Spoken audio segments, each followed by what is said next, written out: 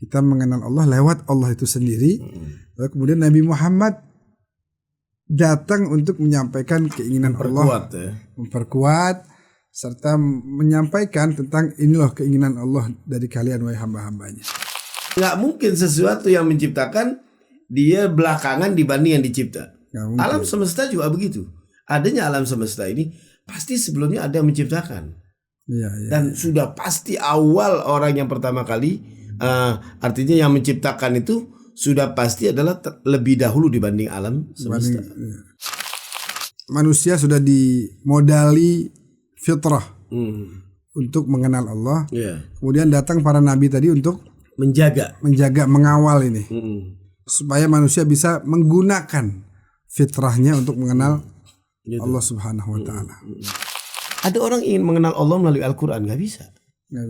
Orang mau nikah dengan seseorang percaya dengan suratnya dulu sebelum lihat orangnya. Makanya kata Imam Ghazali, la yutasawwar mahabbatun illa ba'da ma'rifatin wa idrakin. Cinta tidak akan mungkin akan tergambar kecuali ba'da ma'rifatin, kenal dulu. Wa idrakin, baru kita tahu siapa dia. Nggak mungkin kita percaya suratnya dulu baru kenal orangnya. Iya benar. Secara tertib itu udah salah.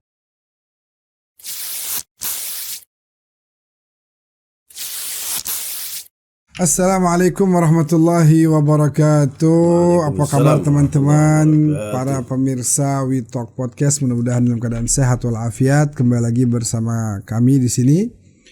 Dan pada kesempatan kali ini kami akan membahas satu topik yang menarik sekali, yang lagi cukup viral juga dibahas di medsos belakangan ini terkait dengan ilmu akidah, begitu ya.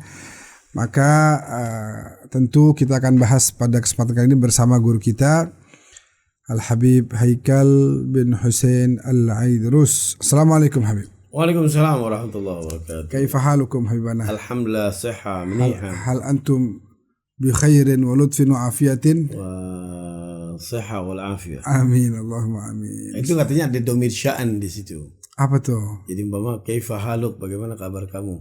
Bi khair. Itu nggak perlu lagi yang nanya apanya yang bekhair. Ya Allah, iya. Kan nanti nanya tadi apa?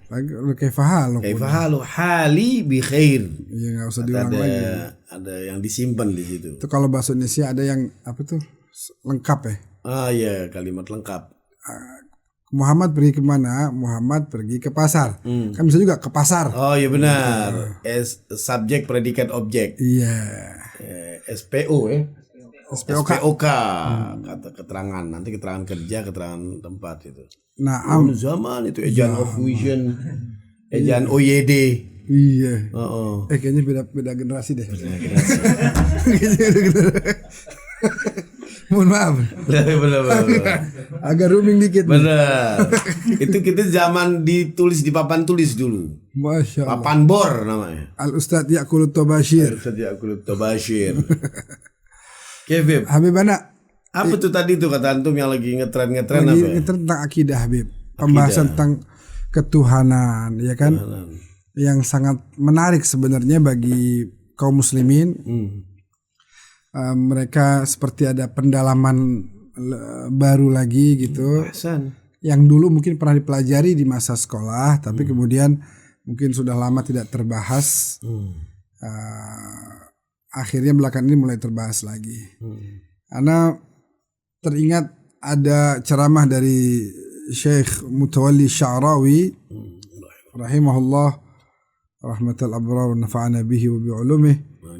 Beliau pernah membawakan kalam, ada seorang tanya kepada Sayyidina Ali. Pertanyaannya kurang lebih, hal arafta Allah bi Muhammadin au arafta Muhammadan billah. Apakah kamu kenal Allah itu melalui Nabi Muhammad atau kamu kenal Nabi Muhammad lewat Allah? Gitu kan. Jawabannya kurang lebih yang Anda hafal. Beliau menyampaikan jawabannya Sayyidina Ali kira-kira begini. Lau araftu Allah bi Muhammadin lakana Muhammadun awthaqu indi min Allah. Kalau saya kenal Allah melalui Nabi Muhammad, berarti saya lebih percaya kepada Nabi Muhammad. Muhammad lebih apa ya? Lebih terpercaya dibanding Allah, karena saya harus memerlukan Nabi Muhammad untuk mengenal Allah. Sebaliknya, law araftu Muhammadan billah, kalau saya kenal Nabi Muhammad melalui Allah, la mahtajtu ila Rasulillah. Saya udah nggak perlu lagi sama Rasulullah, karena Allah sudah komunikasi sama saya, sudah menyampaikan tentang ini Muhammad. Saya udah komunikasi langsung. Tapi yang benar adalah Allah arrafani nafsah. Allah mengenalkan dirinya kepadaku dengan dirinya. Tsumma ja'a Muhammadun, lalu kemudian Allah datang Nabi Muhammad diutus sebagai Rasul liyuballigha untuk menyampaikan syariat Allah, ya, keinginan Allah. Jadi menurut Ana itu sebenarnya sangat menarik gitu ya, terkait dengan ketuhanan, bahwa kita mengenal Allah bukan lewat Nabi Muhammad. Kita mengenal Allah lewat Allah itu sendiri.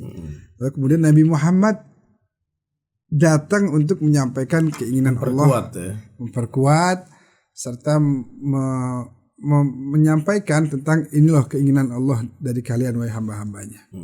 Gimana Habib menurut antum terkait dengan pembahasan akidah nih? Iya, kayak gini, kayak dulu kan ada istilah para anbiya itu diutus hanya untuk menjaga fitrah manusia. Jaga fitrah manusia, karena mengenal Allah itu memang secara fitrah kita bisa mengenal. Iya. Atau secara fitrah itu kan dari masdar ya. Masdar lillahi fitrah atau khilqah, ciptaan. Jadi dari bentuk ciptaan manusia itu udah mampu, seakan-akan Allah memberikan satu alat yang namanya fitrah atau akal, mampu mengenal Allah. Iya. Sederhana itu sebenarnya. Timbul pertanyaan, kenapa tidak melalui Al-Quran? Kayak tadi itu bahwa ucapan Sayyidina Ali yang kepada Nabi, kenapa nggak melalui Al-Quran? Al-Quran kenapa kalau kita lihat nggak pernah membahas tentang wujud Allah? Nggak ada wujud Allah. Langsung dia terus terang kalau Allah tuh esa. Qul huwallahu ahad. Karena apa? Karena pembahasan wujud Allah terlalu gamblang. Wuduh hasyamsi fi ra'iatin nahar. Ya salam. Kayak kita mau nerangin matahari di tengah-tengah orang, mau ini loh matahari, percuma. Di siang bolong gitu. Siang bolong, yang ngapain jelasin, orang-orang udah pada tahu itu matahari. Makanya Al-Quran menyindir. Wala in sa'altahum man khalaqas samawati wal ard wa sakharas samsa wal qamar la yaqulunna Allah. Andaikan ada orang tuh ditanya siapa yang menciptakan langit dan siapa yang memperedarkan matahari, pasti dia akan mengatakan Allah langsung. Saking jelasnya apa itu Allah. Nah makanya akidah tugas para nabi itu menjaga dari fitrah yang selama ini dia kenal tentang Allah. Makanya dengan tepat juga waktu itu Sayyidina Ali mengatakan awwaluddini ma'rifatu. Pertama kali agama yang lebih penting adalah ma'rifatu. Mengenal Allah. Mengenal Allah itu luar biasa. Jadi tadi melalui fitrah manusia yang kita dikasih bekal, bagaimana caranya kita bisa langsung melihat ciptaan-ciptaannya, melihat segala bentuk apa. Kayak tab ini ada nih. Tapi ini ada, ini bukan berarti nggak ada yang menciptakan, jelas ada yang menciptakan. Pasti. Dan yang menciptakan sudah pasti lebih dulu daripada yang lebih ada diciptakan. Nggak bisa kita mengatakan ini tab antum bagus Bib. Oh iya, siapa beli di mana? Nggak tahu, yang nyiptain belum lahir. Nggak mungkin. Artinya nggak mungkin sesuatu yang menciptakan dia belakangan dibanding yang dicipta. Alam semesta juga begitu. Adanya alam semesta ini pasti sebelumnya ada yang menciptakan. Dan sudah pasti awal orang yang pertama kali, artinya yang menciptakan itu sudah pasti adalah lebih dahulu dibanding alam semesta. Bahkan kata-kata ada itu belum ada ya. Iya, sedangkan dia sudah ada. Betul, itu yang biasanya nanti yang akan dibahas pasti pembahasan disebut dengan al-azali. Al-azali itu yang mungkin makanya kalimat-kalimat ulama-ulama membuat kalimat kalimat atau asmaul husna atau membuat kalimat-kalimat sebenarnya untuk menyederhanakan akal manusia aja. Kayak huwal awwalu wal akhiru. Ya. Itu bukan pelin-pelan. Itu saking untuk menyederhanakan akal manusia. Ini pokoknya dia pertama kali dan yang terakhir. Kata-kata akhir ini sayangnya manusia hanya mendefinisikan kata akhir adalah berakhir. Tidak ada. Wal awwalu dia yang pertama pertama kali ada, tandanya pasti dia diawali dengan ketidakadaan. Itu cuman akal manusia doang. Oleh karena itu Al-Qur'an meminjam kata huwal awwalu wal akhiru hanya untuk menurunkan ke otak manusia, mengatakan bahwasanya Allah itu nggak perlu pakai ada, tidak ada. Kalau benda ini diawali dengan ketidakadaan, kalau Allah berbeda. Sebelum kata tidak ada, Allah sudah ada. Itu yang disebut dengan al-azali. Al-azali. Luar biasa ya. Jadi memang bahwa kemudian seperti antum sampaikan tadi Habib, manusia sudah dimodali fitrah untuk mengenal Allah. Kemudian datang para nabi tadi untuk menjaga, mengawal ini. Supaya manusia bisa menggunakan fitrahnya untuk mengenal Allah Subhanahu wa taala. Jamil. Iya kan ada suka pertanyaan. Anda pernah membuat satu tulisan buat dulu Anda masih ngajar tuh. Sampai Anda membuat tulisan mengatakan ma hiya at-tariqa as-sahla li ma'rifatillah. Apa cara yang mudah untuk memperkenalkan Allah? Al-ula tadi yang Anda bilang min khilal fitrah al-aql. Nanti kita akan bahas juga kenapa kok akal, kan akal kita terbatas. Harus gimana?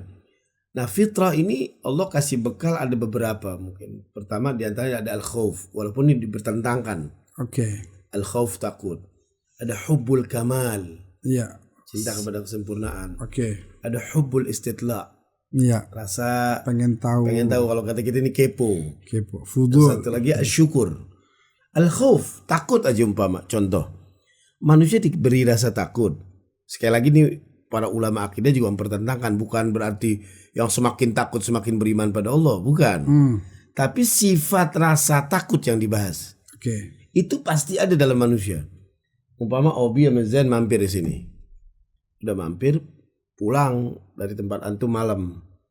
Ketemu orang yang ada akalnya umpama. Ya, orang gila lah segala macam. Kita kata bilang udah jelas-jelasan dia kalau bicara ngaco.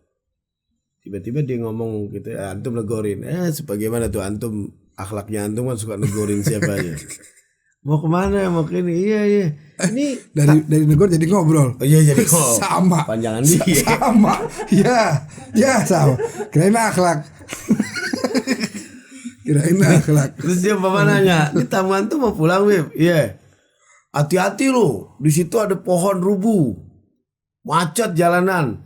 Nah kalau ngambil kanan ngambil ayama tuh enggak, dia bilang. Udah cuma habis gitu jalan lagi. Nah kira-kira Obi sama Zain mau pulang, dia bakal lewat yang dibilang ada pohon rubuh gak? Enggak. Padahal kenapa dia bisa mempertimbangkan? Padahal yang ngomong orang gila. Karena ada al-khawf. Ada kemungkinan.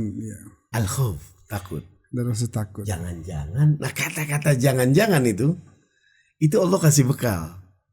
Jamil. Jangan-jangan bener ada, kenapa nggak usah? Ada orang gila ini ngapain didengar? Antum ngomong begitu, pas berdua jalan sama antum iya aja nih. Iya Beb. Kita ke kanan aja Beb. Jangan bener ntar di sono. Oh iya benar. Gitu. Takutnya kan tadi bener. Soalnya si orang yang itu kan datangnya dari arah sono. Mungkin dia ngeliat gitu. Nah, kita kasih gambaran. Andai kan orang ini nggak beriman sama sekali, nggak beriman sama siapapun. Tiba-tiba dia mendengar ada orang yang jujur. Beritanya luar biasa. Orang yang terkenal dalam sejarah baik. Orang ini gak beriman sama sekali. Gak kenal Islam, gak kenal Kristen. Nah orang ini yang dikenal jujur dalam sejarah mengatakan nanti setelah kita meninggal ada akhirat. Yang mana kalau kita berbuat buruk akan disiksa sama Allah. Yang kalau kita berbuat baik akan diberikan surga sama Allah. Selesai berbicara gitu dengan beberapa hadis-hadis yang disebut di situ. Orang yang tidak beriman ketika diberi rasa takut mestinya mengatakan jangan-jangan benar nih. Apa yang dikatakan. Karena khawatir apa salahnya kita berbuat baik aja sama orang agar kita tidak masuk neraka. Iya, enggak ada. Sebenarnya fitrah itu yang Allah tanamkan itu sudah ada dalam diri manusia. Ajib. Ngerti ya, Asih ya? Ngerti. Kayak terjadi di barat, ada orang yang tidak beragama tapi dia terzolimi. Dan dia berpikir, apakah hidup ini akan berakhir begitu saja? Benar. Tanpa ada pembalasan. Kayak ceritaan tuh kayak ada to be continue. Iya, nggak mungkin saya terzolimi. Ini orang zolim, merampas hak saya. Iya. Saya belum sempat mengambil hak saya atau menuntut hak saya. Terus hidup ini selesai begitu aja. Gak masuk akal. Film aja, Bib. Orang-orang yang buat film-film itu kan banyak kan ya di barat-barat nggak kenal agama. Tapi pasti diakhiri dengan happy ending. Harus ada. Kalau enggak tuh kayak belum pas gitu. Iya, Orang kecewa. Kekecewaan itu sebenarnya fitrah ketika nonton film. Iya. Kayaknya kok nggak menang sih ininya. Betul. Nah itu sudah fitrah yang Allah berikan, di antara itu tadi rasa khawatir. Al-khawatir. Ini al-khawf kalau kata Imam Al-Ghazali ketika membicarakan tentang takwa itu, kata beliau, apa itu takwa? An la yaraka maulaka fi ma nahaka anhu wa zajarak wa an la yafqidaka fi ma amarak. Jadi ada kata-kata khaufnya dulu di awal. Takwa itu jangan sampai Allah memergoki kita sedang bermaksiat, dan jangan sampai kehilangan kita dalam hal-hal yang di situ ada perintah dari Allah. Ini lagi sholat nih, Allah liatin, mana tuh hamba saya, kok nggak ada, berarti Allah kehilangan kita. Nah itu kan makna dari kata khauf ketika Sayyidina Ali mengartikan takwa, al khauf minal jalil, harus ada rasa takut. Artinya takut di sini emang menarik. Bedanya takut sama Allah dan sama yang lain, takut sama Allah itu kita malah mendekat. Betul. Pada yang lain kita menjauh. Tadi Zen sama Obi menjauh dari tumbangnya pohon karena takut akan menunda perjalanannya gitu.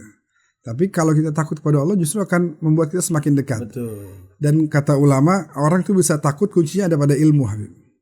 Anak kecil nggak tahu ini bahwa ular itu berbahaya, nggak punya ilmunya dia, maka dia pegang, padahal dia akan menggigit anak tersebut. Kenapa orang masih bermaksiat? Karena kurang ilmu. Kalau dia berilmu, dia akan punya sifat untuk menghindari yang tidak baik. Betul.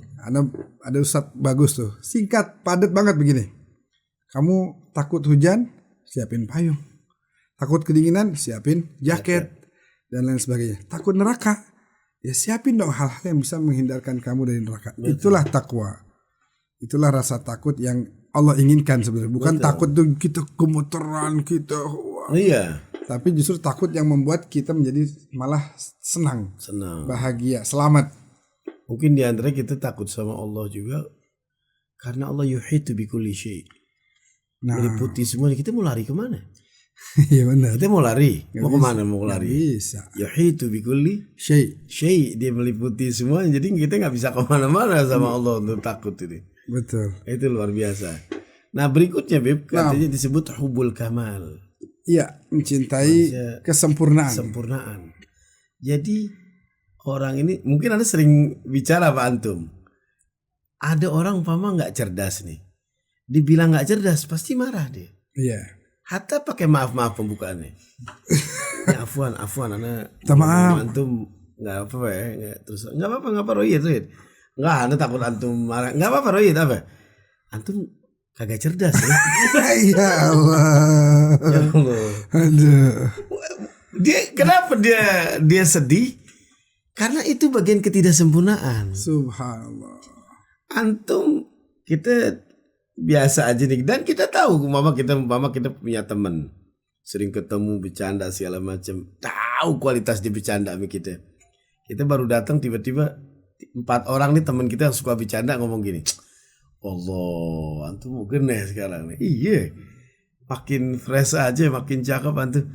Itu kita farahan, seneng kita sekalipun kita tahu nih orang pada bohong. Iya benar. Kenapa? Karena kita hubul kamal. Oh gitu ya. Dan kita bisa ke kamar mandi, Beb. Mandi bisa ngaca. Iya. Bagian mana nih ini? Oh gitu, di bagian mana mereka? Padahal bisa jadi ya mereka berempat ini Bercanda bisa ini bercandain. Jadi mulai duduknya udah mulai beda, ngatur omongan. Gimana sehat semua? Ngatur omongannya udah mulai beda. Karena apa? Karena dia udah mulai merasakan kesempurnaan dalam diri dia. Hubbul kamal. Nah, orang dia ingin bergantung kepada seseorang. Kepada ini. Anda bergantung kepada orang tua. Ternyata orang tua kita membutuhkan apa yang kita butuhkan juga. Oh mungkin kakek kita sama juga. Sampai lanjut ke Nabi Adam semuanya membutuhkan sesuatu apa yang kita butuhkan. Kan kalau teori teori akidah, faqidu syai' la yu'ti. Orang yang tidak punya apa-apa nggak mungkin dia akan memberi. Anak datang ke tempat antum naik Grab kurang 5.000. Antum punya 5.000-an nggak? Antum nggak punya, nggak mungkin antum ngasih. Nggak punya. Apalagi butuh. Antum lagi mau keluar, lagi mau bayar ini nih, kerok rambut, lagi utang kemarin kurang ini. Malam. Susah. Antum butuh. Beda halnya ketika antum punya 50.000-an apa segala macam, anak yuti. Nah, ketika dilihat sesuatu sampai ujung dan membutuhkan semua, pasti dia akan berpikir yang memberikan anak ini pasti sesuatu yang tidak butuh ini semua. Bukan manusia. Subhanallah. Itu Allah. Hubbul kamal. Bahwa tidak ada yang bisa memberikan apa yang kita perlukan kecuali dia yang tidak membutuhkan apa-apa lagi. Tidak membutuhkan apa-apa. Subhanallah. Ya, artinya hubbul. Jadi Allah memberikan pertama ada al-khauf. Yang kedua hubbul kamal. Yang ketiga. Antum mau ulas lagi gak nih hubbul kamal? Ya, udah wadah. Bukan gitu wadah. Tadi kalau yang pertama juga sudah wadah jiddan. Cuma ya biar astafid kathir minkum. Enggak biar kelihatan. Cuman ini makin menikmati nih gitu. Oh gitu. Yang satu lagi namanya hubbul istitla. Kepo, rasa pengen tahu. Ya. Itu manusia. Itu bagus gak sih, Bib? Fudul pengen tahu, kepo itu bagus apa enggak tuh? Ini beda pembahasan, Bib. Ya. Kalau masalah sifat di akhlak mungkin beda lagi. Iya. Kalau ini sifat yang diberikan oleh Allah, hubbul istitla, hubbul yatatalla. Iya, artinya itu memang sudah ada di jiwa manusia. Di jiwa manusia udah ada, tapi kalau udah pembahasan akhlak dia harus ada batasi, ada beberapa rambu-rambu yang mau ini. Iya benar, tarkuhu malayani itu udah pembahasan yang lain lagi. Meninggalkan apa yang tidak penting. Betul. Tapi di sini adalah hubbul istitla yang ingin antum memang sampaikan. Allah kasih, memang sudah diberikan oleh Allah di setiap jiwa manusia. Untuk bakal kenal Allah. Sebagai bentuk bekal agar dia bisa mengenal Allah. Iya, kayak cuma contoh gini, Anda kasih contoh. Anda bawa sesuatu di tas. Sebelum podcast Anda ngomong sama Obi sama Zen sama antum juga. Bib, ini alafu nih Bib. Anda sebelum mulai nanti setelah podcast ini ada rezeki buat antum lah. Apa itu? Ya pokoknya cukup lah. Alhamdulillah. Kata-katanya cukup lah bisa beli mobil. Ya salam. Makin itu dong. Obi. Bi tenang Bi, ini ada Bi, lumayan buat beli aqua 2. Jangan aqua yang lain dah. Oh iya, air mineral air mineral 2 dus. Lumayan Bi, lumayan. Zen lumayan nih Zen. Nih ada buat Zen juga nih, buat beli clip on. Cukup nih. Ngomong deh tuh. Ngomong kita tuh ngobrol lama panjang lebar. Itu antum sepanjang kita ngobrol, antum nggak fokus sama tas yang Anda bawa itu. Fokus, kita pasti ada mau tahu. Apalagi pas Anda ngomong begini, Bib, Anda rasa dulu nih, Anda di telepon hari mana nih, Anda pulang dulu. Bentar. Tapi nggak apa-apa, ini Anda tinggal sini dulu aja. Ya salah. Jalan. Itu pasti antum, terutama antum. Mobil. Bibi, lihat Bi, coba Bi, ujung-ujungnya apa tuh Bi? Pengen lihat nih. Bi, Amazon itu dah ke mana? Iya, warung deh. Bukan penasaran. Itu penasaran mau dilihat paling enggak. Kalau mungkin kalau adabnya antum udah gelisah nih. Aduh, Haikal kapan kesini nih? Ini nggak dibuka-buka, keke nih. Penasaran. Nah, hubbul istitla begitu, itu punya manusia semua. Rasa kepengen tahu. Nah, sama ketika dia melihat alam semesta. Di Al-Quran tadi menggambarkan ciptaan langit dan bumi, dia pasti bertanya-tanya, siapa yang memberikan ini semua nih? Menciptakan ini siapa ini semua? Kayak tadi ada contohin sama Zen lagi ngobrol, lagi istirahat. Nggak mungkin antum lagi masuk ke ruang antum, ke rumah antum malam-malam pulang sama anak istri, crek-crek nyalain listrik, truk, ada tapak kaki, ada darah, tiba-tiba ngomong, ada darah. Iya. Jadi nggak mungkin pasti antum. Ini siapa nih? Pasti. Siapa yang masuk? Kenapa ada darah? Penasaran. Hubul istitla tuh kepengen tahu tuh pasti akan mencari. Benar. Nah ketika mencari melihat alam semesta, nggak mungkin tab ini berada dengan sendirinya, kopiah dengan sendiri, alam semesta dengan berada dengan sendirinya. Pasti dia akan mencari siapa ini yang menciptakan ini semua. Nah kepingin tahu itu Allah berikan yang namanya disebut Hubul istitla. Dan itu akan yang tadi Imam Mutalawi Sya'rawi mengatakan tuh. Iya. Aku mengenal Allah dengan Allah kan Allah bil ayat kama syaa, sebagaimana dia yang kehendaki. Jadi subhanallah ya, ternyata ada kepo yang positif tuh. Dan itu memang sudah naluri setiap manusia. Ngelihat ini, wah ini gunung siapa yang bangun nih? Ini laut siapa yang ngairin nih? Betul. Bisa begini. Ikan tiba-tiba bisa lahir, bisa langsung berenang. Subhanallah. Kita kalau ngeliat di flora fauna tuh planet animal lah betul. Iya dulu tuh. Nah itu kalau lahir kuda tiba-tiba belum lama tuh udah bisa diri lagi, udah bisa nyusu dan segala macam. Itu kan luar biasa. Gak mungkin ini berada dengan sendirinya. Makanya ada orang suka tanya tuh, mungkin kayak model Sayyidina Ali waktu ditanya gitu. Ada orang tanya, itu dari mana kenal Allah? Dari Al-Quran. Terus kenal Al-Quran dari mana? Dari Nabi Muhammad. Kenal Nabi Muhammad? Mulai surah dalam dia. Dari Al-Quran. Dari Al-Quran? Dari Muhammad. Dari Allah. Dia menunjukkan bahwa itu dia nggak bisa. Dia apa yang disebut dengan tasalsul. Iya. Ya daur ya. Iya. Siklus. Situ lagi. Siklus. Nah itu kan teori untuk mengenal ini nggak mungkin. Benar. Antum mau mempekerjakan seseorang, dia nulis CV-nya. Anda ini bisa bahasa Arab, Anda bisa ini, orangnya baik, luar biasa, banyak yang puji. Nama Anda dijadiin jalan nama kampung. Segala macam disebutin. Antum nggak mungkin langsung kalau gitu terima, besok suruh kerja. Nggak mungkin. Ada interview. Iya, benar. Artinya kan? Ada sifat fitrah, mengenal dulu baru disesuaikan dengan ini. Ada orang ingin mengenal Allah melalui Al-Quran, nggak bisa. Nggak bisa. Orang mau nikah dengan seseorang, percaya dengan suratnya dulu sebelum lihat orangnya. Makanya kata Imam Ghazali, la yutasawwar mahabbatun illa ba'da ma'rifatin wa idrakin. Cinta tidak akan mungkin akan tergambar kecuali ba'da ma'rifatin, kenal dulu. Wa idrakin, baru kita tahu siapa dia. Subhanallah. Jadi urutannya ma'rifah wal idrak. Apa idrak tuh Habib? Diartikannya. Idrak itu adalah pengetahuan dia tentang siapa dia. Iya. Oh baru dia tahu dia. Nggak mungkin kita percaya suratnya dulu, baru kenal orangnya. Iya benar. Secara tertib itu udah salah. Kenal antum, dulu. Iya, antum mau nikah dengan seseorang lihat di IG dulu atau di Facebook. Iya. Kayaknya jangan dipakein filter. Sampai batang hidung nggak kelihatan, cuma lubangnya doang. Saking putih ya di filter. Ya apa ini? Orang kita nggak mungkin bisa percaya kepada dia kecuali ma'rifatin. Kemudian wa idrak baru kenal siapa dia. Makanya dari sisi urutan Ma'rifah. Keliru kita untuk mengenal Allah melalui Al-Quran.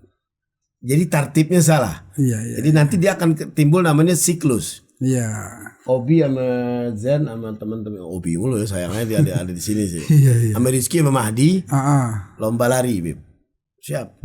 Lomba lari ya, siap. Ana nggak ngitung pakai tembakan, tapi ana hitung pakai aba-aba. Siap. Ayo. Antum nggak boleh ada yang lari setelah di antara antum ada yang mulai lari. Ada yang lari nggak? Nggak ada. Karena dia apa? Daur. Iya, nggak bisa.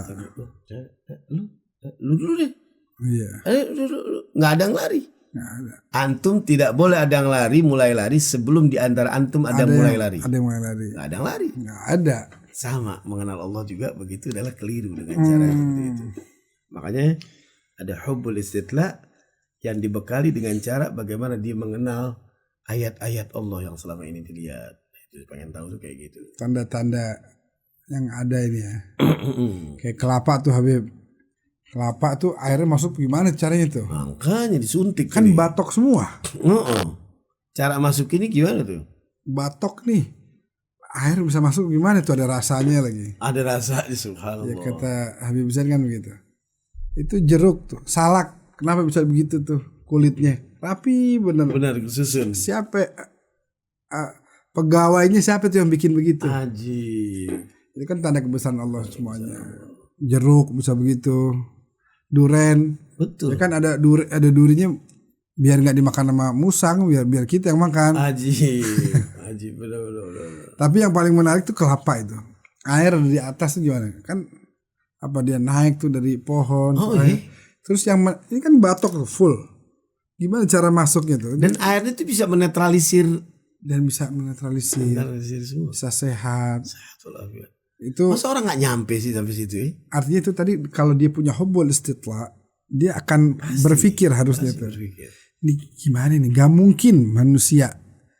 Gak mungkin gak ada yang bekerja. Nah sedangkan gak ada manusia yang menjalankan supaya kelapa itu bisa tumbuh. Makanya para orang orang sufi itu menambahkan satu lagi, yaitu asyukur. Rasa syukur. Hanya syukur. Dia rasa syukur, dia pengen mau ngucapin terima kasih sama siapa? Kalau tadi kita ibaratin tuh sama orang tua mentok, sama kakek mentok, sampai Nabi Adam tuh mentok, dia bingung sama siapa mau berikan rasa syukur, terima kasihnya. Nah, ucapan syukur pun harus seimbang. Umpama antum anak kenalin dengan seseorang, tiba-tiba dengan dikenalinnya antum punya perusahaan, punya pesantren besar, punya travel 130 cabang banyak di mana-mana dan jamaahnya sampai full. Antum punya pesawat lagi namanya Saza. Waduh. Saza pesawat saking buat nampung full itu ya. Nah, ketika ketemu ana yang jasa ana memperkenalkan itu orang, Zain sama Obi ngelihat antum rasa terima kasihnya sama ana tuh kayak gimana? Iyalah. Apa cuman terima kasih ya antum udah kenalin itu? Enggak lah pasti. Apa dikasih suruh nyapu gitu? Oh gitu. Suruh ini lebih kalau nah artinya harus lihat seimbang. Nah, ketika kita dikasih nikmat begitu banyak, apa yang kita berikan sama Allah nih rasa syukur kita? Iya. Apakah cuman karena ya Allah, ana udah sholat nih, atau ngancem Allah? Ini kalau nggak begini lagi, ana besok agak sholat. Dikira aja tuh Allah butuh dia. Ada yang begitu ya? Ada. Ya, hati anak agak sholat aja. Anu udah berkali-kali nih minta gak dikasih. Nah itu rasa syukur itu ulama tasawuf menambahkan ada rasa syukur. Benar.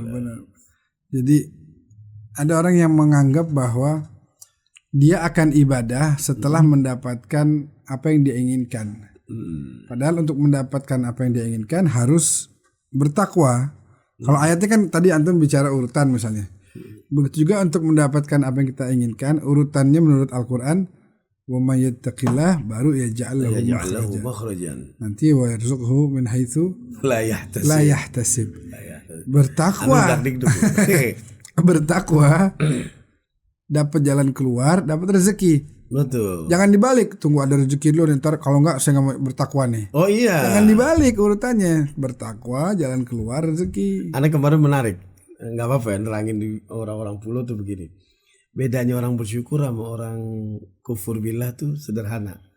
Anak kemarin kan dapat rezeki lah. Kurang lebih contoh doang nih 2 juta. 2 juta.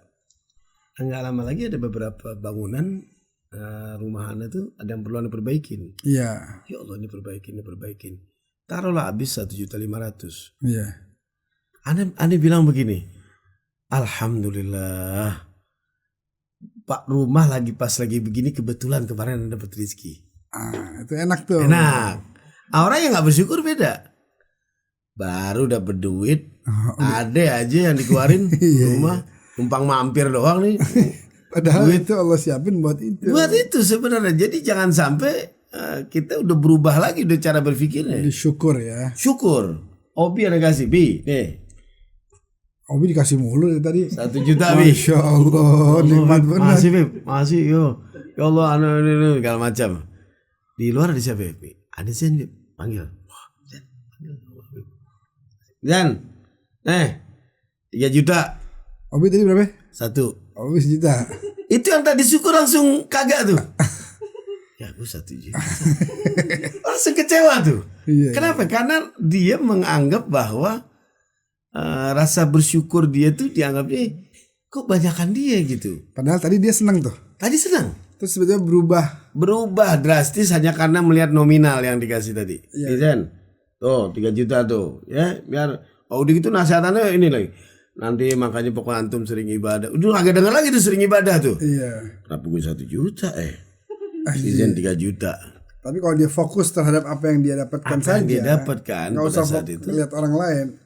Apalagi kita kepada Allah. Kita jangan sampai menganggap Allah nih maaf benar nggak proporsional dalam bagi rezeki. Iya, kayak nggak adil ya. Masa ada begini, dia timbang begitu doang. Hai guys, dapat duit banyak 14 juta. Sekian, belum tentu. Benar. Bisa jadi apa yang dia dapat itu Allah membuka peluang lagi dan mengeluarkan uang apa yang kita tidak mesti keluarkan di situ. Benar. Dikeluarkan buat sakit, buat ini, tetap selalu berhusnudzon gitu. Nah, ma yaf'alullahu bil mu'min illa wa huwa khairun lah. Akid. Tidak mungkin Allah berbuat kepada orang mukmin kecuali yang terbaik. Al khair fi mawaga'. Nah, kullu syai' fi salih. Tapi itu udah panjang ngomongnya. Tapi ingat tadi Obi udah zen udah belum? Betul. Belum deh. Antum enggak berani ya contohin. Ya salah. Masya Allah Habib, nikmat sekali. Nggak kerasa nih kita saking menikmatinya tiba di akhir sesi di episode kali ini, bahwa kalau kita mau ulang lagi tadi secara singkat, yang membuat orang itu atau bekal-bekal yang diberikan oleh Allah kepada hambanya untuk bisa mengenal Allah adalah 4. Yang pertama ada khauf, rasa takut. Yang kedua adalah hubbul kamal atau suka terhadap kesempurnaan. Dan kemudian dia menyadari bahwa dirinya tidak sempurna dan hanya Allah lah yang sempurna. Sehingga dia selalu ingin mendekat kepada yang maha sempurna. Hubbul istitla. Yang ketiga hubbul istitla, pengen belajar, pengen tahu, pengen kenal. Dan yang keempat adalah syukur. Ya, itu para ulama sufi menambahkan ada syukur. Nah, ulama tasawuf menambahkan syukur. Jazakumullah khair Habib. Jazakumullah khair ya Habib. Terima kasih banyak sama-sama atas hadhihi الإفادة الفرصة السعيدة الثمينة حيث استفدنا من علومكم ومن مهاراتكم فجزاكم الله خير. Naam. Amin. Kita menikmati sekali dan insyaallah membuat kita semakin bisa memahami bagaimana cara atau proses seorang hamba untuk mengenal kepada Allah Subhanahu wa taala. Mungkin gitu aja Habib, ntar kita bahas lagi pembahasan-pembahasan berikutnya di episode berikutnya. Siap, kalau gitu terima kasih para pemirsa sudah menonton episode kali ini. Saya yakin banyak hal-hal yang bisa kita ambil dari apa yang dipaparkan oleh guru kita Habib Haikal. Mudah-mudahan ketemu lagi di kesempatan berikutnya. Saya Ahmad bersama Habib Haikal. Terima kasih banyak. Wa'alafu minkum. Wassalamualaikum warahmatullahi wabarakatuh. Waalaikumsalam warahmatullahi wabarakatuh.